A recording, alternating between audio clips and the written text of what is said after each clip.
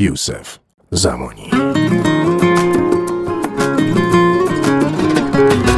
یکی برسه به دادم، دلمو به یکی دادم. از خوبای روزگاره عاشقی همین یه باره، مثل اونو کسی نداره. سفرهای دوتایی یه دونه باشه خدایی، حرف زدناش قشنگه، با هیچکی نمی جنگه، همیشه صاف و یه رنگه.